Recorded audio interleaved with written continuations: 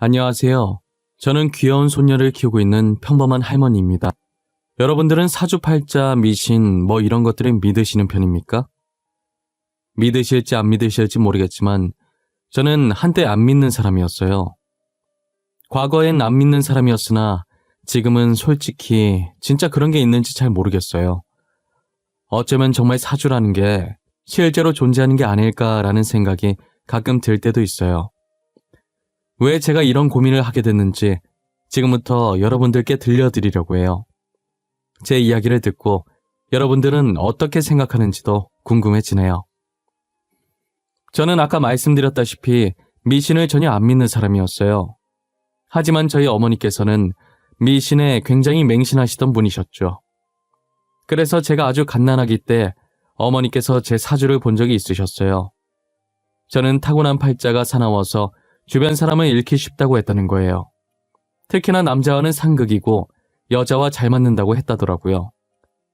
사주라는 게 정말 있는 건지 아니면 우연의 일치였던 건지는 잘 모르겠지만 저는 아버지와의 추억을 전혀 기억 못할 정도로 정말 어릴 때 아버지께서 병으로 돌아가셨었어요.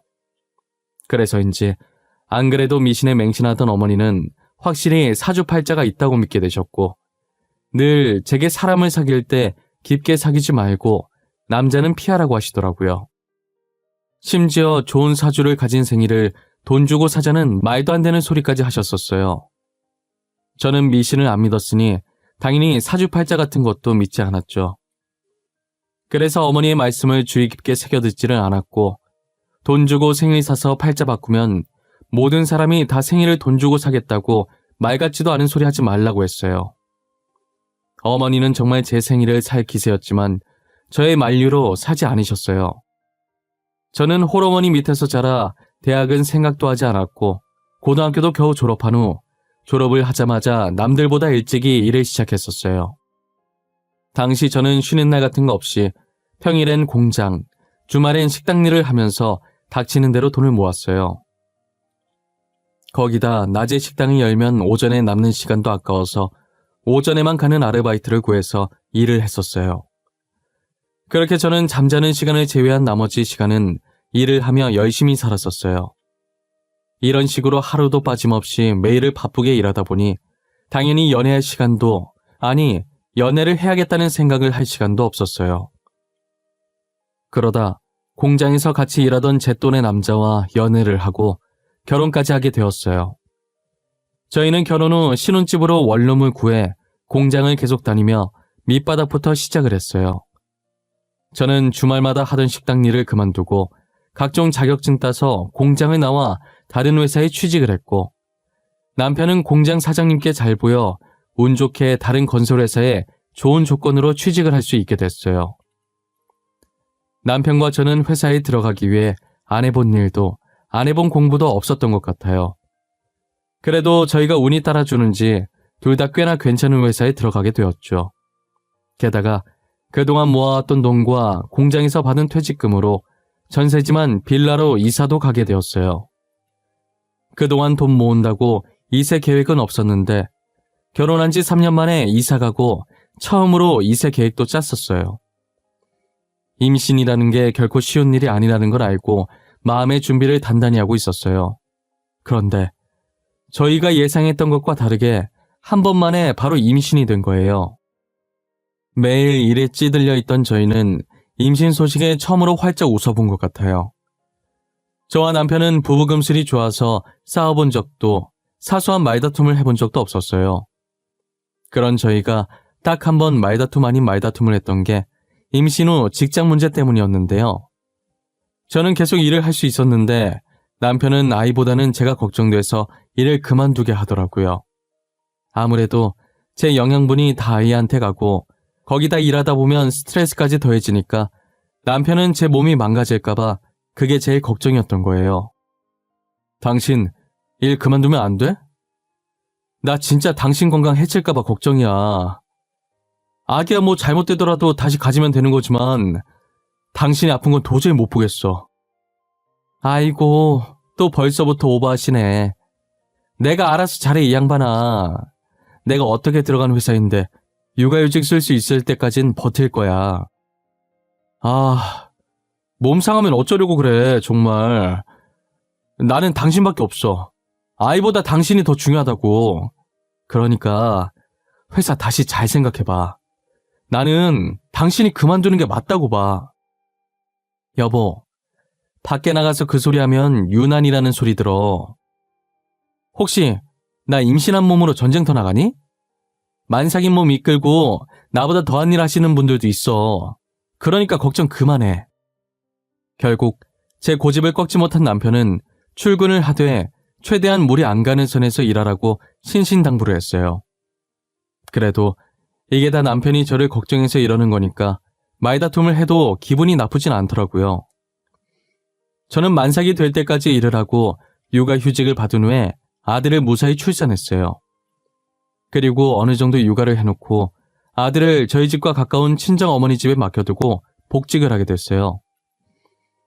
아들이 남편을 닮아 순해서 친정어머니한테 맡겨도 전혀 울지 않고 밥도 잘 먹는다고 하더라고요.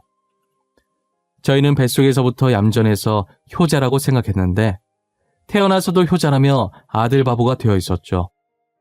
남편도 아들도 모두 제 말을 잘 들어서 저는 결혼 생활에 힘든 게 하나도 없었어요.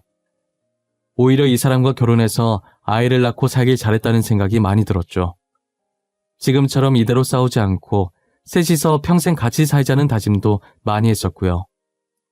하지만 제 팔자가 사납다라는 것을 잊고 살지 말라는 뜻인 건지 저희 아들이 10살이 되던 무렵에 남편이 일을 하다 사고로 그만 직사를 한 거예요. 심지어 사고가 난 날 남편의 업무도 아니었고 건설 현장에 갈 일도 없었는데 상사가 급한 일이 생겨 남편에게 대신 부탁하는 바람에 갔다가 사고를 당하게 된 거였어요. 저는 남편의 시체를 직접 확인하고도 죽었다는 사실을 믿고 싶지가 않았어요. 시체를 붙잡고 일어나라고, 왜 몸이 차냐고 자는 거 안다면서 소리 지르고 난리를 쳤었어요. 하지만 남편은 정말 나쁘게도 끝까지 제 말에 대답을 해주지 않았고 눈을 뜨지 않았죠. 장례식장에서도 남편 영정사진을 보며 하염없이 눈물만 흘렸던 것 같아요. 저는 그때까지만 해도 제 팔자 때문에 남편이 죽었다는 생각을 해보지 않았어요. 아예 어머니께서 제 사주를 봤었다는 사실도 까맣게 잊고 있었죠. 그저 왜 이런 일이 제게 일어나는지 신세한탄만 했던 것 같아요. 남편 따라갈까 생각도 많이 했지만 어린 아들을 보니 그러지도 못하겠더라고요. 그래도 10살밖에 안 된 아들이 자기 딴에는 장남이라고 의젓하게 장남 노릇을 하고 있는 거예요. 울어서 지친 제게 다가와서 아무 말 없이 제 손을 잡는데 저 조망만한 손이 얼마나 의지가 됐는지 몰라요. 저는 이 아이를 봐서라도 이전보다 더 열심히 살아야겠다는 생각을 했어요. 이렇게 어린 아들도 담담하게 잘 버텨주고 있는데 제가 여기서 무너지면 안 되잖아요. 그리고 남편도 제가 본인 때문에 무너지는 걸 결코 바라지 않을 테고요. 저는 혼자서라도 열심히 아들을 키우기 위해 제 퇴직금과 집 전세금, 그리고 그동안 저희가 모았던 돈으로 뒤편에 조그만 방 하나가 딸린 가게를 구해서 일도 하고 생활도 하기 시작했어요. 남편 퇴직금과 사망보험금도 있었는데 그 돈은 차마 쓰질 못하겠더라고요. 그래서 제가 가지고 있던 모든 돈을 끌어모아서 겨우 가게를 구할 수 있었어요. 할 줄 아는 거라곤 음식 만드는 것뿐이라 분식집을 하게 되었어요. 싼 가격에 나온 가게라 기대도 안 했었는데 위치가 너무 좋은 거예요. 근처에 학교가 하나 있었고 학원도 군데군데 있어서 아이들이 자주 사 먹으러 왔었어요. 아이들 주머니 사정을 생각해서 최대한 싸게 팔았더니 장사가 잘 되더라고요. 학교 마치고 학원 마치고 허기진 배를 채우러 아이들은 늘 저희 분식점을 찾아왔죠. 그렇게 저는 분식집을 운영하며 아들을 키워왔어요. 아들은 성인이 될 때까지도 제게 반항 한번 하지 않았고 말대답했던 적도 없었어요. 항상 아들을 보면서 또래 애들답지 않게 투정도 부리지 않고 일찍 철이 들어 버린 것 같아 미안했어요. 고등학교 졸업하고 바로 일해서 제게 보탬이 되고 싶다고 하는 걸 얼마나 말렸는지 몰라요. 지금 성적도 좋은데 이대로 대학을 포기하는 건 너무 아쉽다고, 대학을 가야 더 좋은 곳에 취업할 수 있다고 달래고 또 달랬었죠. 어머니, 저 졸업하면 바로 일 시작할 거예요. 이제 성인이니까 저도 어머니께 조금이나마 보탬이 되어드리고 싶어요. 그게 무슨 소리야. 일을 하겠다니. 대학 가야 할 애가 일을 왜 해? 너는 아무것도 신경 쓰지 말고 대학 갈 준비나 해.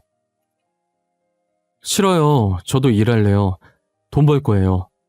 그동안 어머니께서 저 힘들게 키우셨는데 하루라도 빨리 어머니 짐 덜어드려야죠. 내가 언제 돈 벌어달라고 했어? 아니잖아. 성적도 좋으면서 왜 그러는 거야. 대학 가. 대학을 가야 더 좋은 곳, 돈 더 많이 주는 곳에 취업을 하지. 지금 너 공장밖에 못 가. 제게 한 번도 말대답한 적 없던 아들이 처음으로 제 말에 반대 의견을 내놓더라고요. 아들이 어떤 마음으로 그렇게 말한 건지 잘 알지만 괜히 저 때문에 아들 인생을 망치고 싶지 않았어요. 그렇게 저희는 며칠간 실랑이를 벌이다 아들은 저를 이기지 못했고 제 뜻대로 대학에 가겠다고 말했죠. 아들은 평소 성적이 좋았고 수능까지 잘 쳐서 이름 있는 대학교에 들어갈 수 있었어요. 저는 아들의 대학 등록금 내줄 돈을 충분히 가지고 있었기에 대학에 가라고 한 것이었는데 아들이 짐될까봐 열심히 공부해서 장학금 받고 다니는 바람에 제가 등록금을 내줄 기회가 없었어요. 늘 제 생각밖에 하지 않는 착한 아들 덕분에 제가 지금까지 잘 살고 있는 것 같아요. 그런 아들이 결혼할 나이가 다가올수록 저 혼자 괜히 서운해지고 아직은 아들과 더 같이 있고 싶은데 당장이라도 결혼할 여자가 있다고 인사시키면 어쩌지 하는 생각도 참 많이 했었어요.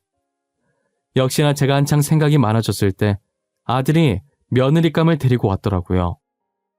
며느리의 첫인상이 솔직히 말하면 그닥 좋은 편이 아니었어요. 얼굴이 워낙 날카롭게 생겨서 성격이 좀 있을 것 같다는 생각이 들었죠. 하지만 사람은 얼굴로 판단해서는 안 된다는 말이 있듯이 며느리의 성격이 얼굴과 정반대였어요.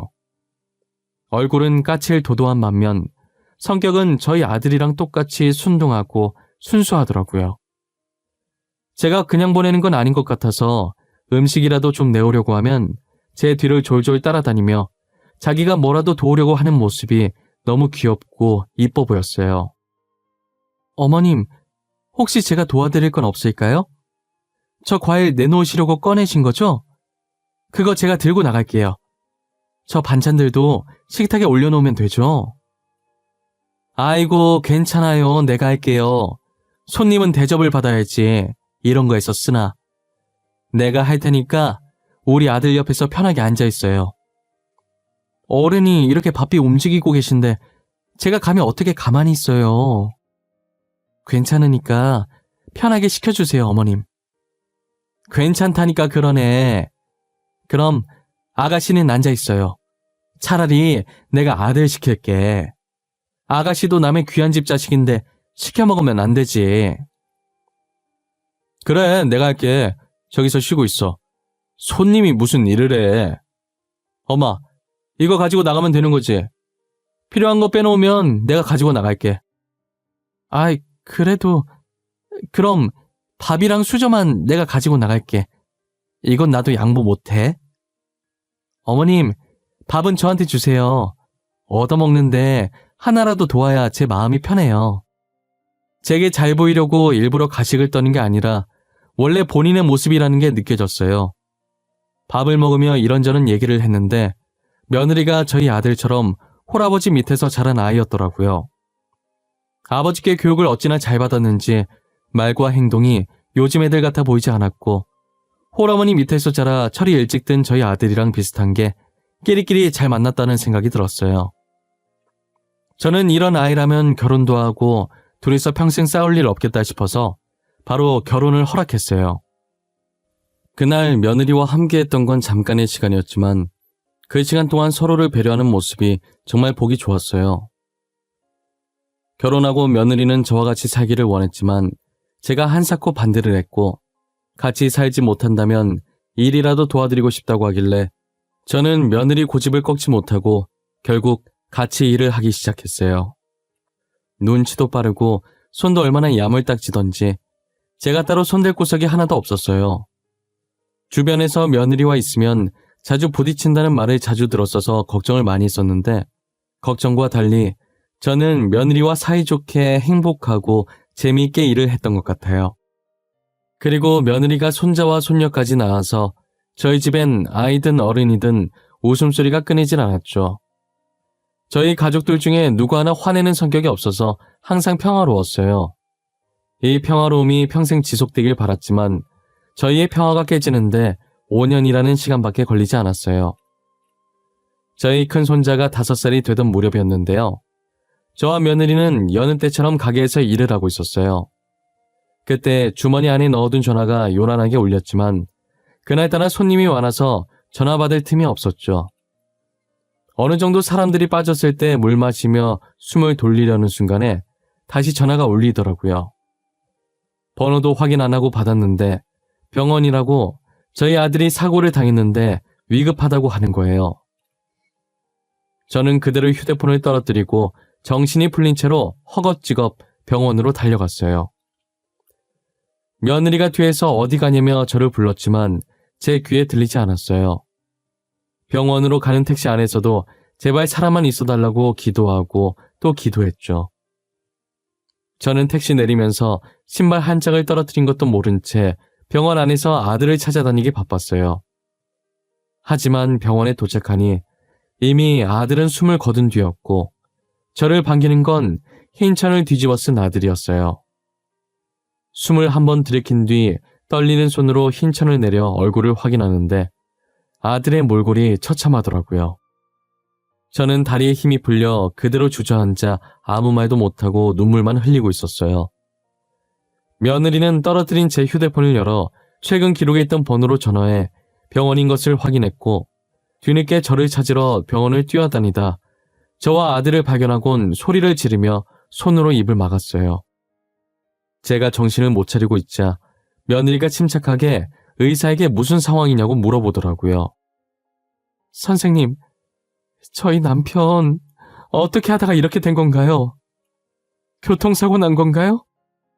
한 아이가 공을 떨어뜨려서 주우러 갔는데 갑자기 아이 쪽으로 화물차가 오는 바람에 환자분께서 아이를 구하려고 뛰어드셨어요. 그러다 이렇게. 그럼 그 자리에서 직사한 건가요? 저희 남편 살 가능성은 하나도 없었던 거예요? 병원에 왔을 당시 의식이 살짝 있으셨고 만약 수술을 했다면 살 가능성이 희박하게 남아 있었지만 저희가 수술 동의서를 작성하지 않으면 수술을 진행하지 못합니다. 그래서 몇 번이나 전화를 드렸었는데 저희 아들은 손자와 비슷한 또래의 아이를 구하려다 사고를 당해 세상을 떠나버리고 말았어요. 만일 수술을 했다면 낮은 확률이긴 하지만 그래도 살 가능성이 있었는데 저희가 일한다고 전화를 받지 못해 아들을 살릴 기회조차 날려버린 것이에요. 그날 전화만 받았다면 수술이라도 받아왔을 텐데 제가 아들을 죽인 거나 마찬가지였어요. 의사의 말을 듣고 주먹으로 제 가슴을 얼마나 쳤는지 몰라요. 내가 전화만 받았어도 우리 아들 내가 죽인 거야. 전화 받았으면 이렇게 안 갔어. 분명 살았을 거야. 내가 죽였어. 내가 우리 아들을. 어머님 잘못 아니에요. 저도 전화 못 받았어요. 제 잘못도 커요. 정말 죄송해요. 저라도 전화 받았어야 하는데. 아니다. 내 잘못 맞아. 내 새끼 이렇게 죽어가는 줄도 모르고 그놈의 돈이 뭐라고. 돈 벌려다가 내가 내 새끼 죽인 거야. 수술도 못 해보고 떠나보냈어. 저와 며느리는 끌어안고 아들이 저렇게 된 건 서로 자기 탓이라며 울었어요. 아들이 살리고 떠난 아이의 부모님은 저희를 찾아와 죄송하다고 그리고 감사하다고 고개를 숙였어요. 모든 장례식 비용을 지불하겠다고 무슨 말로도 위로가 안 되겠지만 정말 죄송하다며 울었어요. 저는 그 아이의 엄마 손을 잡으며 저희 아들이 살린 귀한 목숨이니 아이를 소중히 키워달라고 제 아들이 바친 목숨이 아깝지 않게 잘 키워달라고 하니 아이의 엄마는 울면서 고개를 끄덕였어요. 저와 며느리는 아들의 마지막 배웅을 해준 후 가게로 돌아왔어요. 정말 추억이 많은 장소지만 아들을 죽인 장소나 마찬가지인 이 가게에 더 이상 있고 싶지가 않았어요. 결국 저는 가게를 다른 사람에게 팔아버렸고 그 돈으로 혼자 살 만한 조그만 집을 구했어요. 며느리는 자신의 집에서 살라고 했지만 이제 남편도 없는데 더 이상 시어머니까지 모실 필요가 없으니 저는 며느리의 제안을 완강히 거절했어요. 혹시나 제가 다른 생각을 하지 않을까 걱정됐는지 며느리는 수시로 저희 집을 들려서 제 안부를 묻고 이것저것 필요한 게 없는지 꼼꼼하게 본 뒤 챙겨주곤 했어요. 그러다 문득 저는 저희 어머니께서 예전에 제게 말씀해 주셨던 사주가 생각이 난 거예요. 너는 항상 조심해야 돼. 그 무당이 너 팔자 사납다고 조심해야 된다더라. 주변 사람 잃기 십상이래. 너 때문에 죄 없는 사람들이 죽을 수도 있어. 죽기까지야. 알겠어. 조심할게, 엄마. 그 말 지금 몇 번째인 줄 알아? 귀에 딱지 앉을 것 같아. 그러니까 그만해. 내가 알아서 잘할게. 너는 남자랑 안 맞다고 하니까 나중에 결혼하면 남편한테도 조심하라고 하고 자식으로 아들 낳으면 아들한테도 조심하라고 일러. 알겠어? 알겠다고 엄마. 이제 제발 그만 좀 해. 지겨워 죽겠어. 꿈에서도 그 소리 들릴 것 같아. 진짜 진절머리나. 걱정되니까 그렇지. 네 아빠도 죽었지 않냐. 그 무당 용하다고 소문났어. 그 사람이 말한 것 중에 틀린 거 하나도 없었다더라니까. 지금 엄마 말은 내 팔자 때문에 아빠가 병 생겨서 죽었다는 말이야? 그럼 내가 아빠 죽인 거냐고. 무슨 말 같지도 않은 소리야? 당시엔 미신, 사주팔자 같은 거 믿지 않아서 지금까지 무심결에 넘어갔었는데 아버지의 남편의 아들까지 죽고 나니 정말 제 사주 때문에 이렇게 된 건가 싶더라고요. 저는 손자를 살리기 위해서라도 며느리를 멀리해야겠다는 생각이 들었어요. 하지만 며느리는 제 말을 듣고도 그런 게 어디 있냐며 저를 멀리하지 않으려고 했죠. 제가 아무리 말해도 멀리할 것 같지 않아 저는 며느리에게 말하지 않고 이사를 가버렸어요. 그렇게 며느리와 연을 끊은 지 3년이라는 시간이 지났던 것 같아요. 이제 혼자의 생활이 익숙해질 때쯤 누군가 저희 집 배를 누르더라고요. 저는 택배인가 싶어 확인도 안 하고 문을 열어주었는데 문 앞에 며느리가 서 있는 거예요. 놀라서 인사도 못하고 있는데 며느리는 며칠 동안 있다 갈 거라고 하면서 저희 집으로 들어오더라고요. 아이들은 어떻게 하고 왔냐고 하니 친정 아버지께 맡기고 왔다고 하는 거예요. 제가 가란다고 해도 안 갈 게 뻔했기 때문에 일단은 차를 한 잔 꺼내줬어요. 여기까지는 어떻게 알고 온 거야? 혹시 누가 알려줘서 왔니? 내가 여기서 지내는 거 아는 사람 몇 없을 텐데. 친구분한테 3년간 졸라서 알아낸 거예요. 제가 3년 동안 찾아가서 물어봤는데 모른다고 하시면서 끝까지 안 알려주시더라고요. 왜 그렇게까지 하는 거야? 나 이제 너랑 아무 사이도 아니잖아. 우리 아들도 죽고 없는데 너라도 새 출발 시작해야지. 어떻게 저희가 아무 사이가 아니에요? 저희 아이들의 할머니잖아요. 핏줄이잖아요. 저희가 이혼해서 떨어진 것도 아닌데 왜 남처럼 행동하세요? 저는 계속 어머님 대접해드릴 거예요. 내가 저번에도 말했잖니. 나랑 있으면 손자가 위험해진다고. 나는 손자 지키기 위해서 일부러 너랑 연을 끊은 거야. 솔직히 저는 그런 거 모르겠어요. 전 사주팔자 같은 거 안 믿거든요. 그런 건 제가 만들어가기 나름이죠. 저희 같이 만들어 나가요. 우리 같이 가요, 어머님. 며느리와 대화를 하는데 누구 하나 지려고 하지 않는 것이 정말 창과 방패 같았어요. 정말 1시간가량 정도 실랑이가 계속됐던 것 같아요. 결국 저는 며느리를 이기지 못하고 며느리 손에 이끌려서 나오게 되었죠. 며느리는 저를 친어머니라고 생각하고 정말 잘 챙겨줬어요. 이런 며느리가 세상에 어디 있을까라는 생각이 들 정도로 말이에요. 그렇게 1년 후 손자가 9살이 되던 해 제가 그동안 우려했던 일이 터지고 말았죠. 건강하던 손자가 백혈병에 걸리면서 골수 기증자를 찾지 못해 저희 곁을 떠나게 된 거예요. 저는 제 탓이라며 그때 어떻게든 며느리를 따라오는 게 아니었다며 울부짖었어요. 며느리는 아들을 잃어 슬플 만도 한데 현실을 담담하게 받아들이고 저를 위로해 주더라고요. 내가 뭐라고 그랬어. 손자도 위험해질 거라고 했잖아. 그냥 나 혼자 살게 냅두지 왜 그랬어? 왜? 나만 없었으면 손자 안 죽었을 거야. 그게 무슨 말이에요? 어머님 잘못 하나도 없어요. 그냥 제 아들 명이 딱 이 정도까지였던 거예요. 어머님 사주랑은 아무 상관이 없어요. 어떻게 상관이 없어? 나는 사주에 나왔던 것처럼 어렸을 때부터 내 주변 남자들이 죽었어. 아빠도 죽고 남편도 죽고 아들에 이제 손자까지. 사주 그대로 흘러가고 있다고. 어머님, 정말 사주대로 가는 거라면 저는 어머님께서 돌아가셨어야 해요. 그런데 이렇게 건강히 잘 사고 계시잖아요. 사주 이런 거 다 거짓말이에요. 상술이라고요. 알고 보니 며느리도 어렸을 때 사주를 봤는데 저처럼 팔자가 사납다고 했다더라고요. 제가 남자와 안 맞다고 나왔듯이 며느리는 손이 여자랑 안 맞다고 했다는 거예요. 처음엔 며느리도 어머니와 고모가 돌아가셔서 믿었다고 하더라고요. 그런데 제가 이렇게 건강히 살아있으니 사주팔자 그런 거 다 거짓말이라는 생각이 들었대요. 그래서 자신은 거기에 얽매이지 않으려고 했고 저도 그런 말에 휘말리지 않게 하고 싶었대요. 제 사주가 어떻게 나왔든 사람들은 주어진 명대로 사는 거라고 자기 탓으로 돌리지 말라고 하더라고요.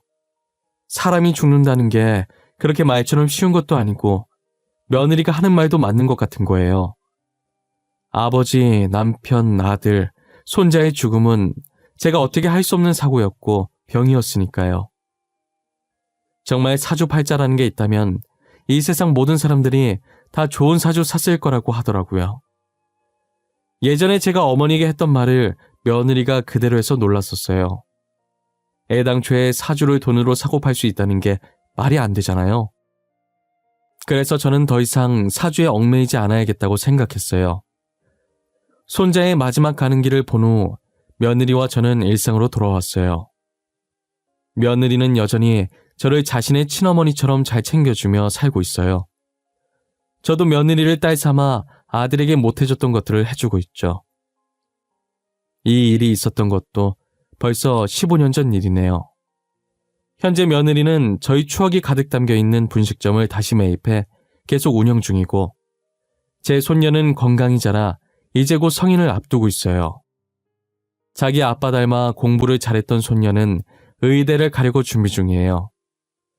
저는 이제 손녀도 다 키웠겠다, 노후를 즐기려고 계획을 세우고 있고요. 예전에 몸을 혹사시키며 일했던 게 이제야 탈이 나서 지금 제 몸에 안 아픈 곳이 없었어요. 그나마 다행인 게 암이나 큰 병은 없었고 연골같이 나이 들면 아픈 곳들이 짜잘하게 아팠어요. 그래서 치료를 받으러 병원을 왔다 갔다 하는데 누군가 저를 발견하고 제 손목을 잡는 거예요. 김초룡 씨 어머님 아니세요? 혹시 저 기억 안 나세요? 김초룡 씨께서 20년 전에 저희 애 구해주셨잖아요. 그때 애기 엄마시구나. 이제 나이가 있어서 사람 얼굴을 잘 까먹네요. 안녕하세요. 어떻게 여기서 다 만나네요. 잘 지내셨어요?